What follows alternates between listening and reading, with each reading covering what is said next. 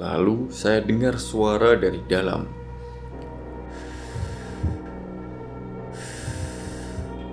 Suara nafas berat seperti orang di dalam mesin. Sewaktu saya buka paksa pintunya, di dalam tidak ada isinya alias kosong. Tapi uap panas keluar dan bau amis darah. Di dinding belakang drum ada goresan kuku bertuliskan, "Jangan matikan mesin ini."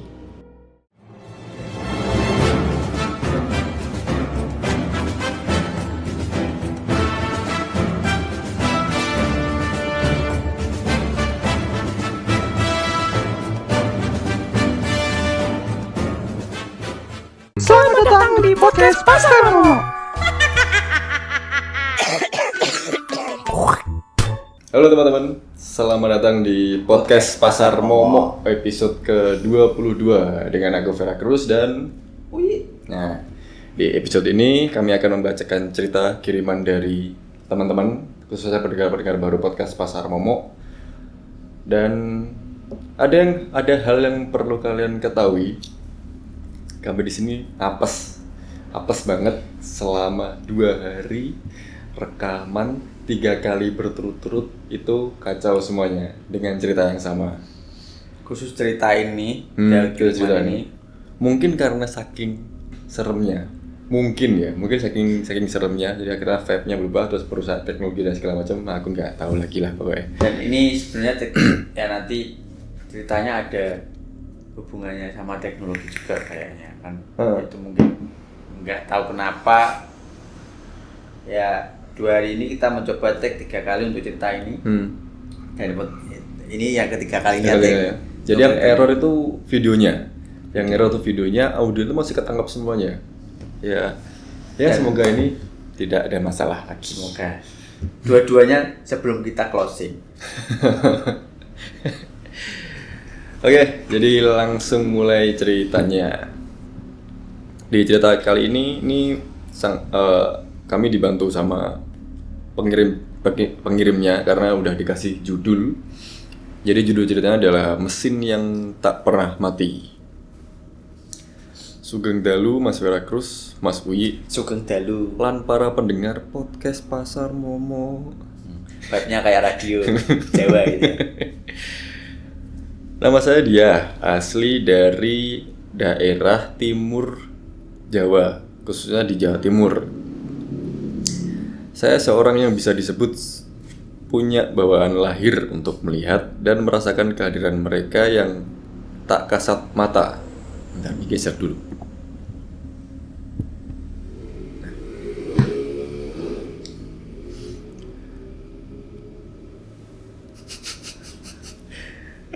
Cerita ini cukup berbekas di pikiran saya, dan karena itu saya ingin menyumbangkan cerita ini buat teman-teman pendengar setiap podcast Pasar Momo. Oke.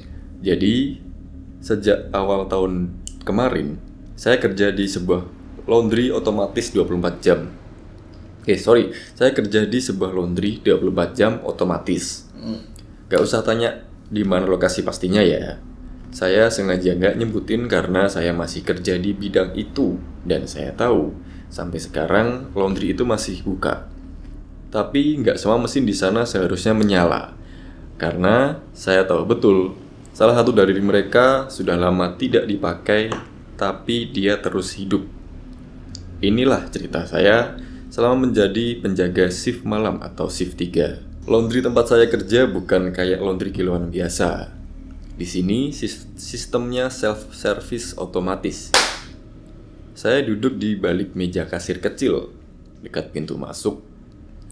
Begitu pelanggan masuk, saya cuma tanya satu hal. "Halo Mbak, Mas, sudah pernah cuci sendiri di sini?" Kalau jawabannya belum, baru saya jelaskan. Yang pertama, masukkan baju ke dalam salah satu mesin cuci di bawah. Yang kedua, tutup rapat pintu mesinnya. Ketiga, scan barcode yang ada di sebelah pintu. Dan yang terakhir, setelah bayar lewat e-wallet, mesin langsung menyala sendiri. Untuk mesin pengiring di atasnya caranya sama, cuma beda barcode. Biasanya pelanggan saya suruh duduk di deretan kursi tunggu di depan tumpukan mesin. Sistemnya canggih dan saya cuma duduk jaga. Tapi malam-malam di sana itu sunyi luar biasa. Mesin berdengung pelan. Wuh, wuh, itu paling ya. Nggak gitu, Bos. Gimana?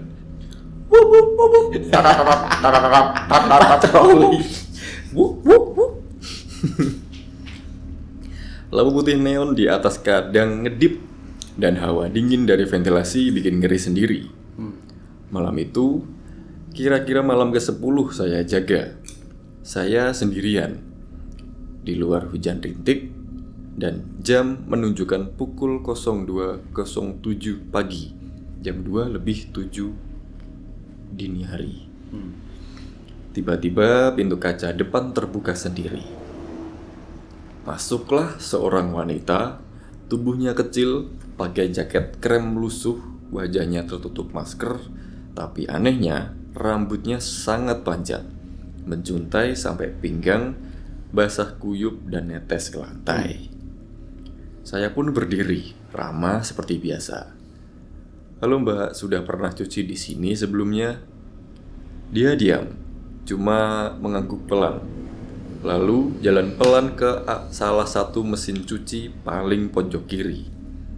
Dia buka mesin, masukin baju dari kresek putih, lalu tutup. Tapi dia tidak scan barcode. Saya pun menunggu. 1 menit, 2 menit, mesin tak kunjung menyala. Lalu saya maju pelan. "Mbak, itu belum di-scan ya? Barcode-nya ada di sebelah kanan pintu." Si mbak itu menoleh. Matanya hitam semuanya, tidak ada bola putihnya, dan masker di wajahnya basah merah seperti darah merembes dari dalam. Saya terdiam. Nafas saya tercekat. Dia menatap saya lama lalu berbisik, "Gak usah bayar, ini cucian terakhir." Dan dia menghilang seperti kabut ditiup angin. Saya teriak kencang. Kursi tunggu roboh karena saya mundur dengan cepat. Tapi waktu saya lihat mesin cuci itu, mesinnya sudah berputar. Padahal tidak ada pembayaran masuk dan tidak ada suara scan. Setiap mesin cuci dan pengering di laundry itu punya nomor. Nomor kecil di samping barcode. Tapi ada satu yang selalu saya hindari, yaitu mesin cuci nomor 4. Di layar monitor saya, mesin itu selalu aktif, padahal tidak ada orang yang pakai. Kadang jam 3 pagi, dia tiba-tiba menyala sendiri. Mesin pengering di atasnya juga ikut berputar. Saya periksa, kosong. Tapi barcode-nya seperti mengeluarkan bunyi aneh. Bukan ada scan, tapi seperti bisikan 4. Gak gitu, Bos. Oke. 4. Menang lotre.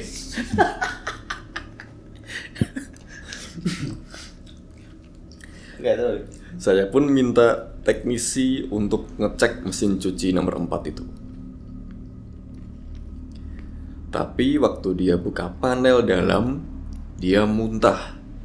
Karena katanya di dalam lubang pengering ada sehelai rambut panjang terjerat di poros mesin.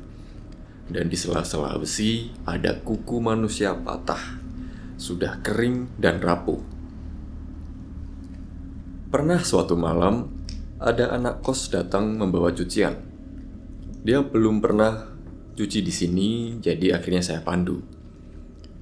"Halo mas, bajunya bisa dimasukin ke mesin di bawah ya? Setelah ditutup, scan barcode yang di sebelah sini ya." "Oh iya mbak, terima kasih." Dia nurut, masukin bajunya lalu duduk di kursi tunggu sambil main HP. Mesin mulai muter pelan. Lalu saya dengar suara kaki kecil lari-lari di lantai keramik. Tak, tak tak tak tak tak.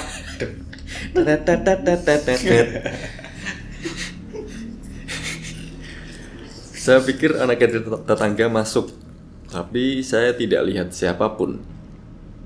Hanya jejak kaki kecil dan basah muncul di lantai. Dari arah pintu masuk, melewati mesin pengering, menuju kamar mandi di ujung. Saya pun mengejarnya, tapi pintu kamar mandi terkunci dari dalam. Akhirnya saya ketuk pintunya. Tok tok tok. Tidak ada jawaban, tapi di lantai bawah pintu ada genangan air dan rambut anak kecil. Waktu saya balik ke tempat mesin, anak kos tadi berdiri pucat. "Mbak, saya mau cancel, saya nggak jadi nyuci, maaf ya." Dan dia lari keluar, ninggalin semua cuciannya. Kami di sana punya kamera kecil di sudut ruangan. Saya biasa melihat dari monitor di meja kasir. Tapi suatu malam, layar itu gelap sebentar, lalu muncul rekaman ulang. Saya lihat rekaman saya sendiri sedang duduk malam sebelumnya. Lalu, di belakang saya, terlihat wanita berjubah putih berdiri di antara tumpukan laundry. Dia tidak bergerak, cuma menatap kamera. Waktu saya putar ulang, wanita itu tidak ada. Tapi di detik ke-43, layar menampilkan pesan, dia sudah mengering.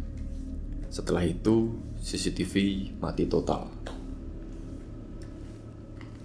Pernah suatu malam, datang seorang bapak tua memakai jaket kulit, matanya cekung, langkahnya berat, dan dia langsung masuk tanpa menyapa dan membuka mesin nomor 4. "Sudah pernah nyuci di sini, Pak?" kata mbak dia. Sudah lama." Dia bawa satu baju saja, kemeja batik krem berlengan panjang, lusuh, kusut, tapi basah kuyup. Dan ada luka sobek besar di bagian leher bajunya. Dia masukkan baju itu ke mesin pengering. Lalu dia keluarkan HP dan scan barcode-nya. Tapi di dashboard saya muncul notifikasi aneh. Kode transaksi tidak terdaftar. 8392 sekian. Mesin tidak dikenal. Saya lihat, tapi sebelum sempat saya tegur, pria itu sudah tidak ada. Mesin pengering tetap nyala, dan waktu saya hentikan dan membuka pintunya, baju batik itu tidak ada.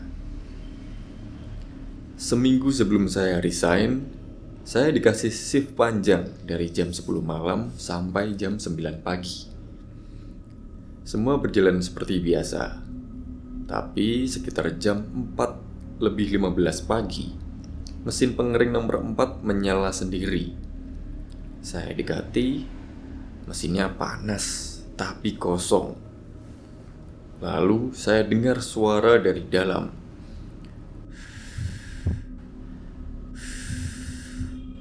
Suara nafas berat seperti orang di dalam mesin. Sewaktu saya buka paksa pintunya, di dalam tidak ada isinya alias kosong. Tapi uap panas keluar dan bau amis darah. Di dinding belakang drum ada goresan kuku bertuliskan, "Jangan matikan mesin ini." Akhirnya saya lari keluar secepat mungkin. Tapi sebelum saya keluar pintu, mesin nomor 4 berhenti sendiri. Saking takutnya, saya hanya bisa menangis di luar bangunan sambil memperhatikan sekitar dengan harapan ada orang lain datang atau mungkin teman saya lewat di depan laundry. Seminggu kemudian, saya memutuskan untuk resign. Tapi sampai sekarang, setiap saya lewat jalan dekat laundry itu, lambat-lambat saya bisa mendengar dengungan mesin dari luar. Sepertinya intuisiku memang benar bahwa di sana ada seorang pelanggan abadi yang tidak pernah benar-benar pergi dan masih berharap bajunya dikeringkan. Sekian dulu cerita saya, Mas Veracruz, Mas Uyi, dan semua pendengar podcast Pasar Momo. Sebenarnya saya masih punya cerita lain tentang tempat kerja saya yang sekarang. Tapi itu nanti aja ya, karena saya belum siap cerita. Karena sejujurnya, saya juga nggak yakin tempat ini benar-benar bersih dari yang begituan.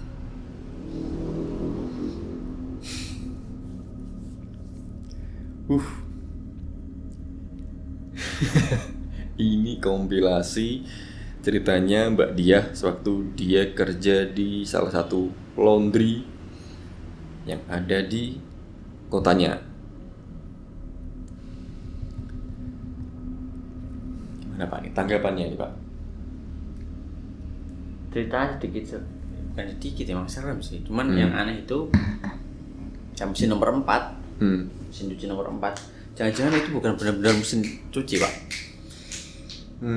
Karena ada satu indikasinya, si teknisi tidak menyebutkan analisa dari hasilnya apa, yang lihat ada rambut dan potongan kuku dan lain-lain. Cuman waktu si bapak-bapak tua itu sempat nge-scan, itu kan transaksinya sebenarnya masuk ke kasir. Ya, masuk ke kasir. Ada notifikasi bahwa unknown device, nggak dikenalikan mesinnya kan. Jangan-jangan mesinnya itu juga bukan mesin beneran, Bos. Bisa jadi sih Pak, cuman ya aneh gitu loh. Menurutku ini cerita yang paling unik karena sejak aku ngerti itu masih belum ada setan yang bisa jadi barang. Kalau masuk ke dalam benda itu mungkin. Tapi ini bikin mikir masalahnya ini. Belum lagi kalau kita mikirnya ini yang error tuh sebenarnya bangunannya atau mesin yang ada di sana, yang nomor 4 itu.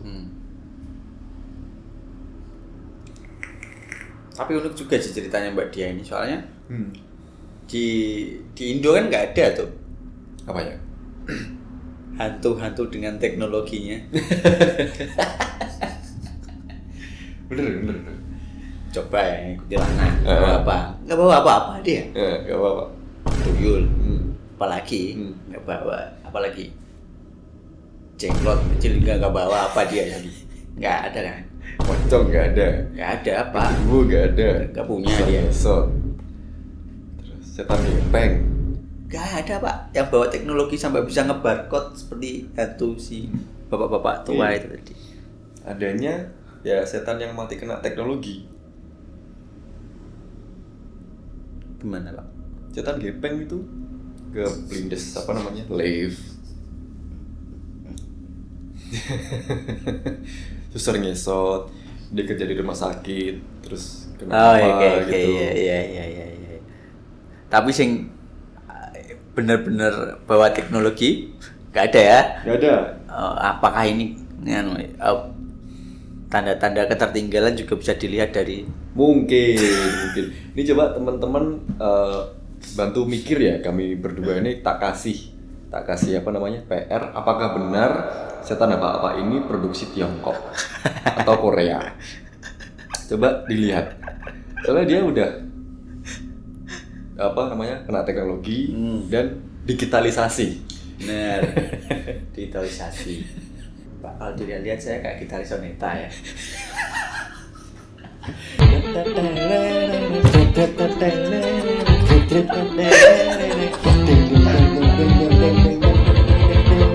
Stres. Biasa Bos. Jadi kalau malam kan kita di pasar nih kan santai aja. Kan kita podcast pasar ngomong ya gini, kostum kita gini. Tapi kayaknya kami ini harus pindah tempat syuting. Karena kalau teman-teman pengen ngerti pasarnya kayak gimana, ada nih di belakang di pasar. Ada. Aduh, ini Mbak Diah nih kenapa ya? Kemarin Mas Heru, sekarang Mbak Diah. Apa jangan-jangan mereka ini pacaran Pak sebenarnya? Jadi kong kali kong, yang kamu punya cerita serem tapi bisa bikin orang mikir enggak? Kalau ada, ayo kita kirim yuk ke Pasar Momo. Niat sih. Biar mampus tuh 2 hostnya itu. Niat sih kali. Biar gak kakean guyon. Niat sih, kalau emang itu kenyataan niat sih kayaknya. Episode sebelumnya Mas Heru juga bikin kami mikir, bikin kalian yang di rumah juga mikir antara Pak Parto tuh siapa, tukang semedinya itu siapa yang nambah boneka di episode sebelumnya. Kalau yang nemu Bluetooth speakernya itu siapa. Kalau kalian nggak ngerti apa yang kami bicarakan barusan, silakan tonton di episode sebelumnya. Gitu guys. Oke, mungkin kita cut di sini. Oh iya, biar kayak lagi. Kamu ya. Kamu. Jadi sekian dulu episode podcast Pasar Momo. Jadi sampai jumpa di episode selanjutnya. Saya takut harus lagi Pak.